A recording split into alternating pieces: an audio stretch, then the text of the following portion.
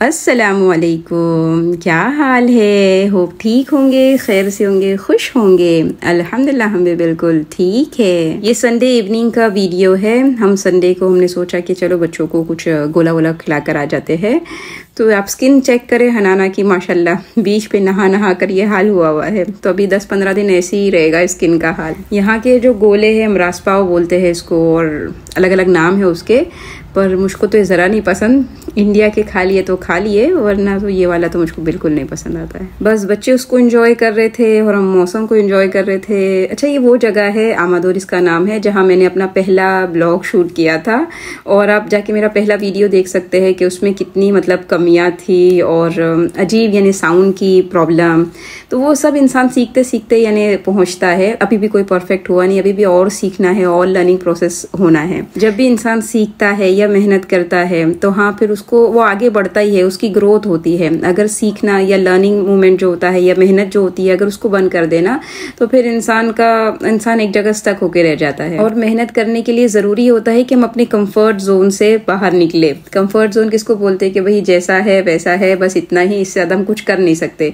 यानी अपने आप को एक बाउंड्री में बांध लेना, उसको कहते हैं कंफर्ट जोन। उसमें हम निकलने को तैयार नहीं होते हैं। इसकी मिसाल आप ऐसे समझ ले, जैसे हाथी का जो बच्चा होता है ना, जब वो छोटा होता है तो उसको जंजीर से बांधा जाता है। उसके एक पैर को जंजीर से बांध के एक लकड़ी में, खूंटी में ऐसे फिट किया जाता है। तो वो बच्चा होता है, वो बहुत कोशिश करता है कि इसको मैं तुड़वा कर मैं आगे चले जाऊं, तो बहुत हाथ पैर मारता है। पर जब उस वक्त वो जंजीर मजबूत होती है, और हाथी का बच्चा काफी मतलब उसके हिसाब से कमजोर होता है, तो ट्राई करता है पर नहीं कुछ हो पाता है। फिर वो ट्राई करना ही छोड़ देता है। वो समझ जाता है ये मेरे बस की बात नहीं है। फिर एक टाइम आता है कि हाथी इतना लहीम और शहीम हो गया हुआ होता है। अब भी उसके पैर में एक जंजीर बंधी है।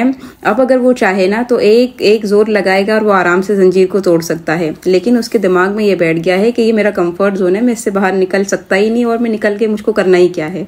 तो वो जोर लगाना ही बंद कर देता है। हालांकि अब वो जोर लगाएगा तो वाह क्या तरक्की पर आ जाएगा, यानी गुलामी से आजाद हो जाएगा, लेकिन वो नहीं जाता। तो इसी तरह हम भी अपने कंफर्ट जोन में यानी अपने आराम वाले माहौल में है, हम उससे निकलना चाहते ही नहीं है। हमारे दिमाग में बैठ गया भाई निकल सकते ही नहीं, निकल के करना भी क्या है हमको। तो अगर इंसान कोशिश करेगा, इंसान मेहनत करेगा, अपने कंफर्ट जोन से बाहर आएगा, चाहे वो दुनिया के लिए हो या दीन के लिए होगा, तो इंशाल्लाह उसकी ग्रोथ होनी ही होनी है।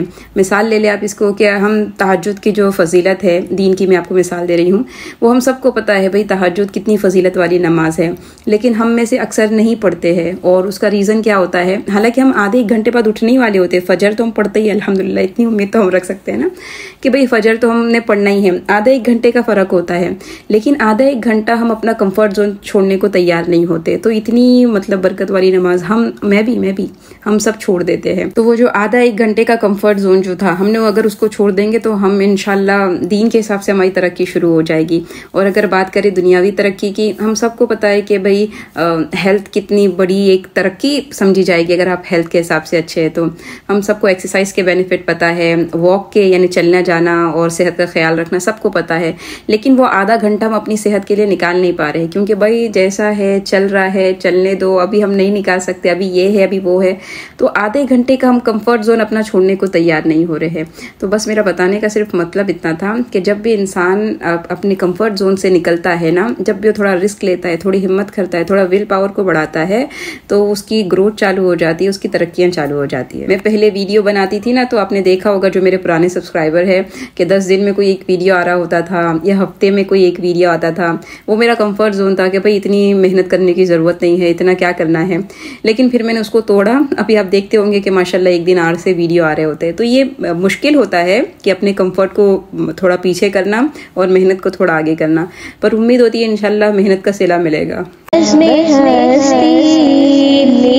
क्या है मुझे मालूम न था,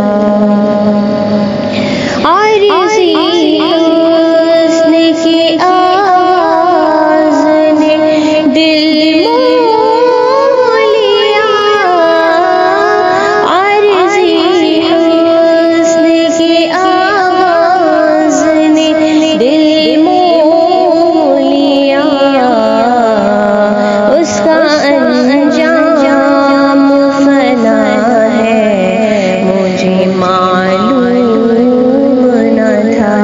चले तो बच्चों को घुमा फिरा के संडे हमने सुला दिया। अब मंडे से इंशाल्लाह काम चालू। पूरी छुट्टियां तो हम आराम से निकालते हैं। आराम मतलब काम तो जब भी रहते हैं, लेकिन एक दिमागी तौर पर ऐसा होता है कि भाई आराम में है अभी। सो ये मंडे की मॉर्निंग, बच्चे स्कूल चले गए और अब मैं लग गई हूँ काम पर, क्योंकि एक हफ्ता वैसा वाला कुछ काम नहीं किया। तो मैंने सोचा चलो अब जो हमारी टू डू लिस्ट है उसको शुरू करते हैं। तो उसमें मेरा सबसे पहले था बच्चों के लिए कुछ स्नैक्स बनाना। तो मैं बना रही थी, इसको घाटिया बोलते हैं या भुजिया बोलते हैं, आप कमेंट करके बताइएगा आप क्या बोलते हैं इसको। तो उसके लिए मैंने क्या किया है, आलू को अच्छे से वॉश करके उसको फिर बीच में से कट करके उसको पतीले में मैं उबालने के लिए रख दूंगी, क्योंकि कुकर में मुझको ऐसा लगता है कभी एक आधी चीज़ ज़्यादा हो गई तो फिर वो ज़्यादा गल जाएंगे। तो पतीले में थोड़ा अच्छा हो जाता है कि भाई हम चेक करते रहते हैं उसको। तो बस ये बॉईल हो गए और अच्छे से, तो फिर मैंने उसका छिलका उतार के उसको मैश किया है और अच्छे से, यानी उसमें कोई गुठली नहीं हो, इस तरीके से उसको आपने मैश करना है। जब वो अच्छे से मैश हो जाए तो फिर उसमें मैंने बेसन डाला है। अब मुझको इतना वो हिसाब किताब आता नहीं है, हाँ जिस रेसिपी का हिसाब किताब बराबर आता है मैं वो शेयर कर देती हूँ, लेकिन ये सब आइडिया से होता है इसलिए वो मेजर बताती नहीं हूँ मैं। लेकिन मैंने बहरहाल इतने आलू में मुझको 3-3.5 कप कुछ बेसन का लगा है, मैंने वो डाला है। फिर उसके बाद उसमें नमक ऐड किया है और मिर्ची का पाउडर, ये कश्मीरी मिर्ची मेरे घर में मैं यूज़ करती हूँ, वो डाला है और थोड़ा नींबू का रस डाल दिया है। बस ये 3 इंग्रेडिएंट उसमें ऐड किए है और फिर अच्छा सा उसको मिक्स किया है। फिर वो जो मशीन आती है जो सांचा बोलते हैं, तो उसको मैंने डाल के इस तरीके से निकाल के उसको बनाती गई और अच्छे से उसको फ्राई करती गई। अब ये होगा बच्चों के लिए खाने को, बच्चों बहुत शौक से खाते हैं, तो स्कूल ले जाते हैं या इवनिंग स्नैक्स के तौर पर वो खा सकते हैं। तो या मैं थोड़ा सा टेंशन फ्री के बच्चे क्या खाएंगे। अच्छा, साथ साथ में फिर मैं बना रही थी रसमलाई, कि भाई रात में आज मूंग की दाल बन रही है ना, तो मूंग की दाल के साथ बच्चे इतना शौक से खाते नहीं, तो कुछ कस्टर्ड या रसमलाई ऐसा कोई आइटम हो ना दूध का, तो फिर साथ साथ में वो दालें भी अंदर चली जाती है। तो उसके लिए मैंने क्या किया था, 1 लीटर मैंने दूध लिया है और उसमें 6 टेबल स्पून मैंने शक्कर के डाले हैं और 4-5 इलायची डाल दिया है। इसको अभी मैंने स्लो आंच पे रखा है और यहाँ पर मैं तैयार करती हूँ वो जो बॉल बनाने के लिए, रसमलाई के जो बॉल होते हैं उसके लिए मैंने 1 कप मिल्क पाउडर लिया है, 1 पिंच उसमें इलायची का पाउडर और 1 टीस्पून मैदा, 1 टीस्पून बेकिंग पाउडर और 1 टेबलस्पून ऑयल। फिर अंडे को अच्छे से फेंट के उसमें ऐड किया है और फिर उसको फोक की मदद से अच्छा सा मिक्स किया है, क्योंकि बहुत स्टिकी सा वो बैटर है। बस उसको ऐसे मिक्स करना है और अभी दूध धीमी आंच पे था, अभी उबाल आना उसमें शुरू नहीं हुआ था। और यहाँ पर मैंने ये बॉल बना के रख दिए, थोड़े बीच में से चपटे करे तो ज़्यादा अच्छा है कि बीच में कोई ऐसे कच्चापन नहीं रह जाए। तो फिर जैसे ही मतलब अभी दूध में उबाल आना शुरू होने वाला था, तो मैंने फिर ये जो बॉल बनाया था वो डालना शुरू हो गई उसमें। अब वो डाल दिया, अब उसको आप इंतज़ार करें कि भाई वो अपने साइज से डबल हो जाए। उसको आप 1-2 बार फिराए भी साथ में कि भाई थोड़ा पक जाए इधर उधर से दोनों जगह से। अब जब फिर अच्छे से, यानी 10 से 15 मिनट लगता है वो अच्छे से, जब वो बॉल अच्छे राइज हो गए तो उसके बाद आप चूल्हा बंद कर दें और उसको ढक के 1-2 घंटे के लिए छोड़ दें, क्योंकि फिर वो रसमलाई भी सारा दूध पी लेगी। अच्छा, लेकिन मैंने आखिर में क्या किया है, थोड़ा सा यानी छुरी की मदद से थोड़ा उसमें होल कर दिए है, ताकि अगर बीच में अगर कोई लम्स बाकी है तो वो भी ख़त्म हो जाए। तो बस मैंने रसमलाई बना के भी उसको फ्रीज में डाल दिया और अल्हम्दुलिल्लाह काफ़ी अच्छी बन गई थी। तो अगर आप ट्राई करना चाहे तो आप ट्राई कर सकते हैं। तो मंडे मॉर्निंग का हमने काफ़ी अच्छा इस्तेमाल किया, यानी 1-2 ये आइटम बना लिए और फिर साथ में ये सिनेमन रोल भी मैंने बना रही थी कि भाई बच्चों को टिफ़िन में देने के लिए ज़्यादा काम आता है। तो ये सुबह सुबह जब बच्चे चले गए थे ना, तो मैंने ये सब काम शुरू कर दिया था। आप देखें कि एक तरफ ये घाटिए तल रहे हैं, एक तरफ मूंग की दाल है, दोपहर का खाना मूंग की दाल हम रात में खाएंगे, रोटी और मूंग की दाल। मैं मदरसे भी जाने वाली हूँ, सुबह मैंने क्लास भी ली है और शाम में भी मदरसे मुझको जाना है, तो इसके बीच में मैंने ये सब मैनेज किया है माशाल्लाह। और अल्हम्दुलिल्लाह 1 बजे तक मैं काफ़ी ये सब से फारिग हो गई थी, खाली रोटी बाकी रह गई थी, वो मैंने बाद में डाल लिया।